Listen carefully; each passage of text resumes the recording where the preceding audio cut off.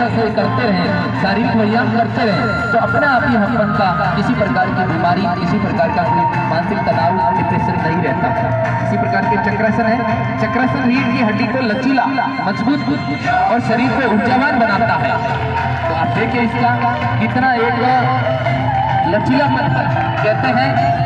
जो छोटा बच्चा होता है तो अपन उसके पैर को, सिर को, हाथों को किस प्रकार मरोड़ करके एकदम उसको मुलायम बना देते हैं, तो उसकी चमत्कार निरंतर बनी रहती है। लेकिन जैसे जैसे बड़े होते हैं वो अपन पूर्ण रूप से शारीरिक व्यायाम को हटा देते हैं। इससे अपन को कई प्रकार के अवसाद पैदा हो जाते हैं और हम आगे नहीं बढ़ पाते। देखिए इसका संतुलन, पद्मासन एकाग्रता बढ़ाने, तनाव कम करने और शारीरिक लचीलापन सुधारने के लिए प्रमुख होता है।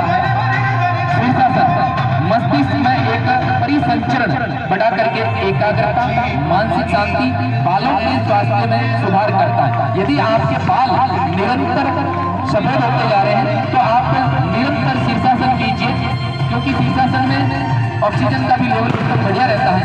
आप निरंतरता को बनाए रखने में शीर्षासन महत्वपूर्ण होता है। इसी प्रकार सर्वांगासन है जो 90 डिग्री की ओर होता है, गर्दन और कंधे को मजबूत बनाता है। भुजंगासन है जो रीढ़ और हड्डी को सीधा और मजबूत करता है, इससे स्थिरता देता है। त्रिकोणासन है जो पेट की चर्बी को कम करने में महत्वपूर्ण भूमिका निभाता है। कमर व पीठ दर्द से राहत दिलाता है जो इसका त्रिकोणासन है।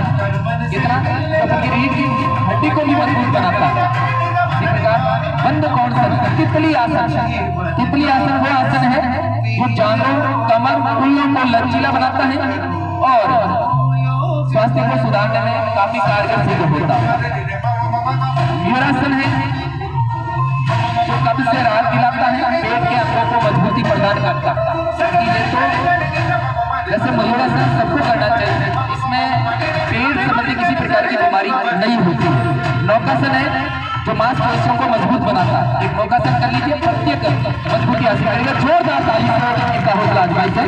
इसी प्रकार उतान पादासन है जो अतिरिक्त नशा को कम करेगा, क्योंकि हम खाने में बहुत ही उतावले रहते हैं। जहाँ कहीं भी फंक्शन बन गया उसमें लड्डू हो चाहे रसगुल्ले हम खाने में व्यस्त रहते हैं, लेकिन नशा को कम करने का भी उपाय है हमारे पास।